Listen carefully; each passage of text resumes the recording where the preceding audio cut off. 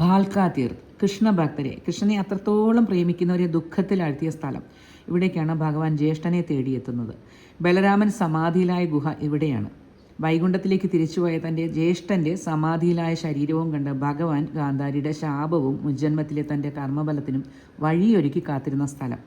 ഇവിടെയുള്ള ഒരു ആൽമരത്തിന് മുകളിൽ കയറിയിരുന്ന ഭഗവാൻ തൻ്റെ ശ്രേഷ്ഠമായ ഓടക്കുഴൽ കയ്യിലെടുത്ത ധ്യാനത്തിലേക്ക്, പ്രകൃതിയെയും സർവ്വചരാചരങ്ങളെയും ഒരുപോലെ ദിവ്യത്വത്തിലേക്ക് ആകർഷിക്കുന്ന ആ മുരളീഗാനം.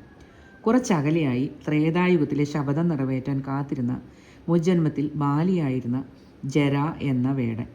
ഭഗവാന്റെ ചലിച്ചുകൊണ്ടിരുന്ന പാദങ്ങൾ മാനാണെന്ന് തെറ്റിദ്ധരിച്ച് ജര ഉതിർത്ത അമ്പ്.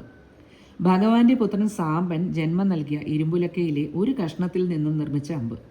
അത് ഭഗവാന്റെ പാദത്തിൽ വന്ന് തറച്ച നിമിഷം പ്രകൃതി മുഴുവൻ നിശ്ചലം.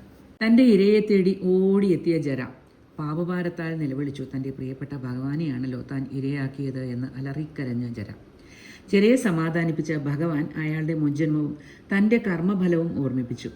ഇതെല്ലാം താൻ തന്നെ വഴിയൊരുക്കിയതാണെന്നും ഇത് ആവശ്യമായിരുന്നു എന്നും ജര ചെയ്തത് പാവമല്ല, ദുഃഖിക്കേണ്ടതില്ല എന്നും പറഞ്ഞ് അയാളെ ആശ്വസിപ്പിച്ച ഭഗവാൻ പാപഭാരത്താൽ ജരയുടെ ജന്മത്തെ ഇല്ലാതാക്കാതെ, ലോകത്തെ പാപവും ദുഃഖവും ഏറ്റി നടത്താതെ, ലോകമേ ഇവനോട് ക്ഷമിക്കണമേ എന്ന് പറയാതെ ഈ നിമിഷങ്ങൾ അനിവാര്യമായിരുന്നു. കാലത്തിൻ്റെ കർമ്മങ്ങൾ തിരുത്തപ്പെടേണ്ടവയല്ല, അവയോർത്ത് ദുഃഖിക്കേണ്ടതല്ല എന്ന് ലോകത്തെ പഠിപ്പിച്ച ഭഗവാൻ തൻ്റെ അന്ത്യസമയത്ത് സർവ്വതിനെയും സ്വീകരിക്കാൻ, പ്രാണവേദനയെയും ദുഃഖത്തിനെയും ആനന്ദത്തോടെ സ്വീകരിക്കാൻ പഠിപ്പിച്ച ഭഗവാൻ ഇത്രത്തോളം ശ്രേഷ്ഠമായ ഒരു അവതാരം ഭൂമിയിൽ ഇന്നേ വരെ സംഭവിച്ചിട്ടില്ല.